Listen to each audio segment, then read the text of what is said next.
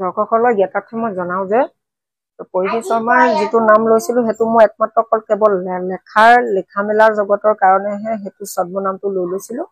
প্ৰকৃত নাম ধ্ৰুৱ শইকীয়াই মই, আৰু কোনো বেয়া ইণ্টিমিনেশ্যনত মই লোৱা নাছিলোঁ, অকল মাত্ৰ লেখাৰ কাৰণেহে সেই ছদ্মনামটো ব্যৱহাৰ কৰিছিলোঁ। আৰু তাৰ বাদে কোনো ধৰণৰ কোনো বেয়া অভিপ্ৰায় নাই, এইটো কোনেও ক'বও নোৱাৰে। মই 2000 প্ৰায় 18-19 পৰাই লিখিছোঁ আৰু কিন্তু ফেচবুকটো মই খুলিছিলোঁ। মই গণিত, পদাৰ্থবিদ্যা আৰু ৰাজনৈতিক সামাজিক সকলো বিষয়তে লিখোঁ মই। সেইটো মোৰ ভুল হ'ল দিয়াটো, আপোনাৰ বিশ্ববিদ্যালয়খনৰ নামটোৰ ফটোখন দিয়াটো ভুল হয়, সেইটো মই স্বীকাৰো কৰিছোঁ পুলিচৰ সন্মুখত। বাকী একো নাই আৰু সেইটোৱে।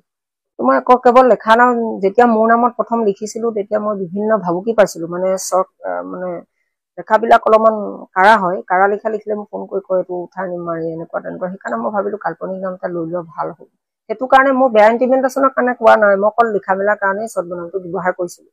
হয় হয়, এইটো বুকুত হাত দি ক'ব পাৰোঁ, প্ৰতিটো লিখাই মই নিজে লিখা।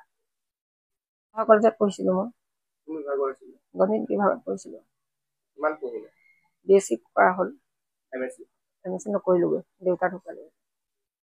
আৰু বাজেট অধিৱেশনততো একো গম নাপাওঁ, এই কথাটো মোৰ অজ্ঞাতে লৈছে। আৰু অসম চৰকাৰ ইমান ডাঙৰ বাজেট কমিটি এখনত মই যেতিয়া নাজানো, মোকো তেওঁ লগো পোৱা নাই, এইটো তেওঁ মোক নুসুধি তেওঁ নামটো ভৰাই দিছে তাতে। আৰু তেওঁ এইটো কৈছে যে নামটো থাকিলে, ডেজিগনেশ্যন থাকিলে মানুহ আকৰ্ষিত হ'ব, সেইকাৰণে তুমি একো কৰিব নালাগে। মইতো কৈছোঁ কাৰণ মোৰ এইটোৰ ওপৰত একো জ্ঞান নাই, ৰাজনৈতিক পলিটিকেল বিজ্ঞান চিজ্ঞান গণিতৰ ওপৰতহে লিখা মেলা কৰোঁ মই, সেইটোৱে আৰু বাকী একো গণ্ডগোল নাই।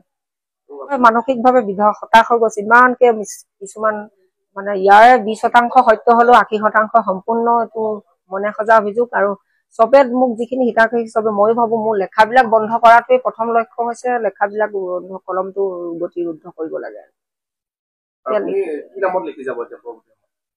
তো বন্ধু বান্ধৱ যিখিনি কৈছে এইটো নামতে লিখি যাবলৈ কৈছে, পৰিধি শৰ্মা বুলিয়ে লিখি যাবলৈ কৈছে। কৰ্ণাটক RS কেডাৰ আছিলে, এগৰাকী বিচাৰপতি, মই ফেচবুকতে পোৱা।